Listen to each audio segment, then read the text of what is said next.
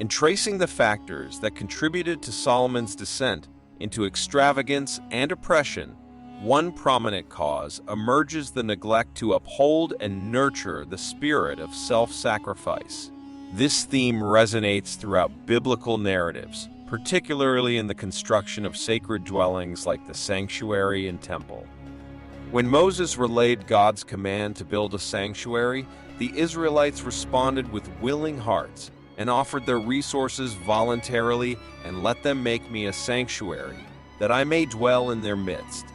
Exodus 25:8. Apart from this, another reference is as follows: "And everyone whose heart stirred him and whose spirit prompted him came and brought an offering to the Lord for the work on the tent of meeting, for all its services, and for the holy garments."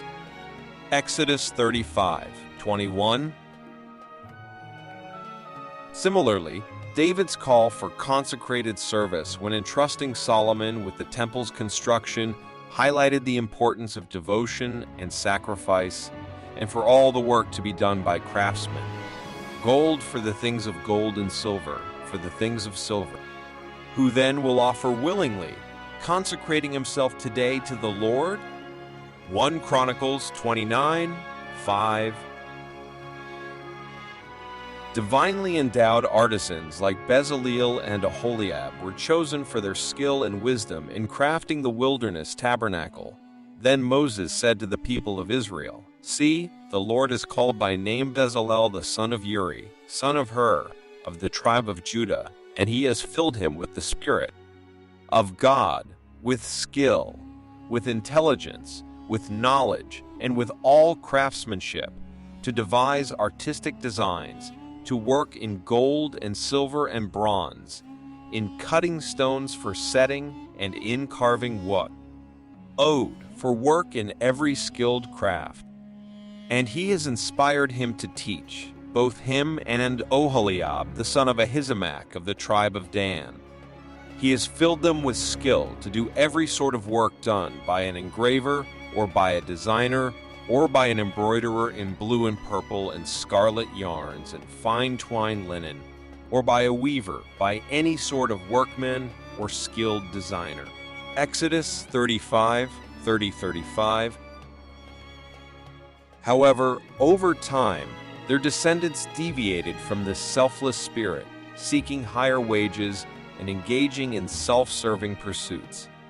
Solomon's decision to enlist Hiram, a skilled craftsman, for the temple's construction from Tyre instead of relying on God's chosen workers, exemplified a departure from faith and reliance on human prowess. "So now send me a man skilled to work in gold, silver, bronze, and iron, and in purple, crimson, and blue fabrics, trained also in engraving, to be with the skilled workers who are with me in Judah and Jerusalem, whom David my father provided."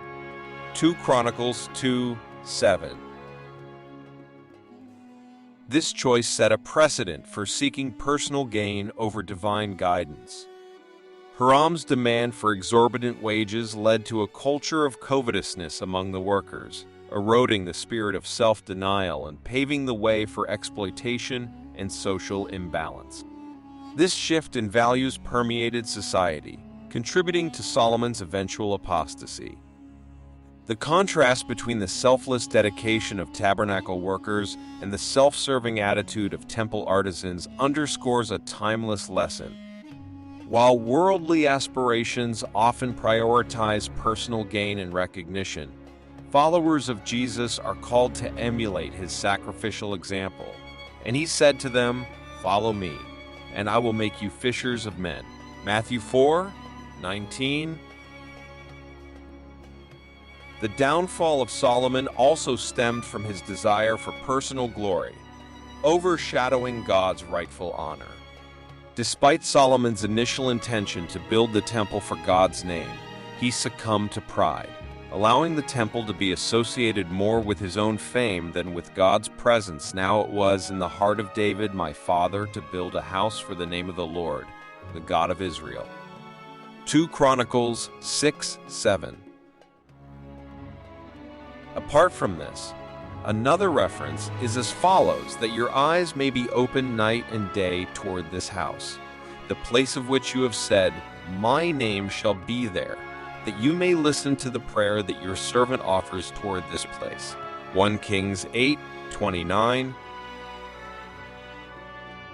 The visit of the Queen of Sheba, who acknowledged God's role in Solomon's wisdom and prosperity, illustrates the importance of attributing glory to the true source of all blessings.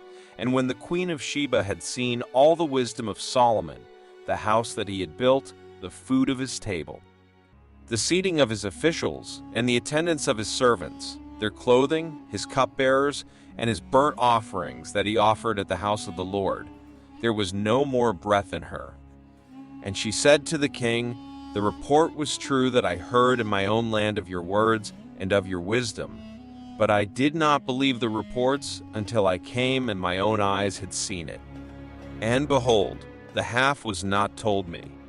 Your wisdom and prosperity surpass the report that I heard. Happy are your men. Happy are your servants, who continually stand before you and hear your wisdom.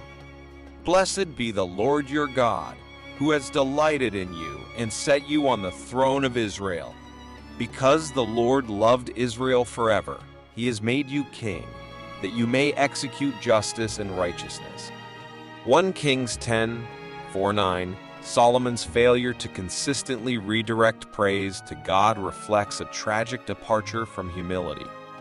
In contrast, Jesus consistently directed attention to his Father, exemplifying humility and dependence on God's power, so that the crowd wondered when they saw the mute speaking, the crippled healthy, the lame walking, and the blind seeing.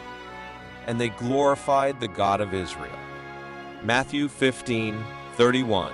Apart from this, another two references from the book John are as follows. I glorified you on earth, having accomplished the work that you gave me to do. John 17:4. And O righteous Father, even though the world does not know you, I know you, and these know that you have sent me.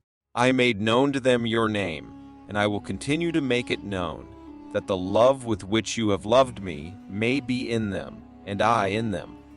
John 17:25-26. His life and teachings emphasize the importance of glorifying God above all else. Pray then like this: Our Father in heaven, hallowed be your name. Your kingdom come, your will be done, on earth as it is in heaven. Give us this day our daily bread, and forgive us our debts, as we also have forgiven our debtors. And lead us not into temptation, but deliver us from evil. Matthew 6:9-13. The lessons from Solomon's life extend beyond personal conduct to national responsibility. God intended Israel to be a light to the nations, but Solomon's focus on commercial expansion led to neglecting their role as ambassadors of truth. Thus says the Lord, let not the wise man boast in his wisdom. Let not the mighty man boast in his might. Let not the rich man boast in his riches. Let him who boasts boast in this, that he understands and knows me, that I am the Lord who practices steadfast love, justice, and righteousness in the earth. For in these things I delight, declares the Lord. Jeremiah 9:23-24. Today, the church faces similar challenges in balancing worldly pursuits with spiritual responsibilities. Like Israel, the church is called to fulfill its mission of proclaiming God's truth amidst societal pressures and distractions. The lessons from Solomon's reign serve as a sobering reminder of the consequences of neglecting self-sacrifice, humility, and spiritual priorities. If you found this video enjoyable, please consider liking and sharing it. Additionally, subscribing to this channel will ensure that you receive more updates in the future. Thank you.